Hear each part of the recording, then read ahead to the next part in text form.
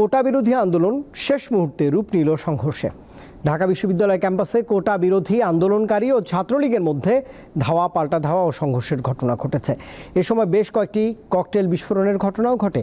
সংঘর্ষে আহতের সংখ্যা শতাধিক। তাদের ঢাকা মেডিকেল কলেজ হাসপাতালে চিকিৎসা সেবা দেওয়া হচ্ছে। দিনভর উত্তাল ঢাকা বিশ্ববিদ্যালয়। আন্দোলনের শুরুটা হয় কোটা বিরোধীদের মিছিল থেকে। এরপর শুরু হয় ছাত্রলীগ কর্মীদের সঙ্গে ধাওয়া পাল্টা ধাওয়া। শুরুতে কোটা বিরোধীরা ঢাকা বিশ্ববিদ্যালয় ক্যাম্পাসে মিছিল বের করে। মিছিলটি বিজয় ৭১ হলে পৌঁছালে সেখান থেকে শুরু হয় সংঘর্ষ। এক পর্যায়ে বিভিন্ন হল থেকে ছাত্রলীগ সংগঠিত হয়ে ধাওয়া দেয়।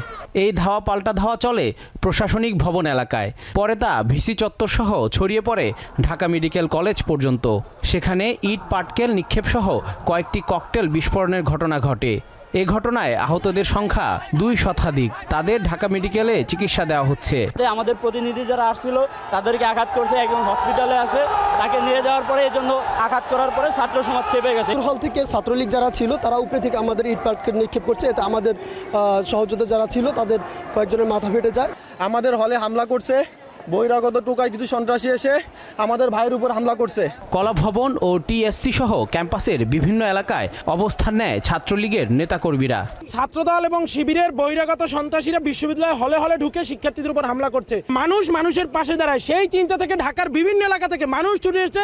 ঢাকা বিশ্ববিদ্যালয়ের শিক্ষার্থীদের উপরে হামলা এই বাংলার মানুষ মেনে নেবে না। ঢাকা বিশ্ববিদ্যালয়ে অতিরিক্ত পুলিশ মোতায়েন করা হয়েছে।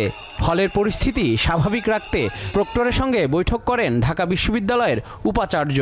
কোনো প্রকার অস্থিতিশীল পরিস্থিতি যেন না তৈরি হয় সে বিষয়ে হলের হাউস টিচার এবং প্রভোস্ট যারা আছেন তারা সকলে সেই বিষয়গুলো দেখতেন। চলমান কোটা বিরোধী আন্দোলন নিয়ে প্রধানমন্ত্রীর সংবাদ সম্মেলন থেকে আসা বক্তব্যের প্রতিক্রিয়ায় রবিবার রাত থেকে উত্তাল হয়ে ওঠে ঢাকা বিশ্ববিদ্যালয়।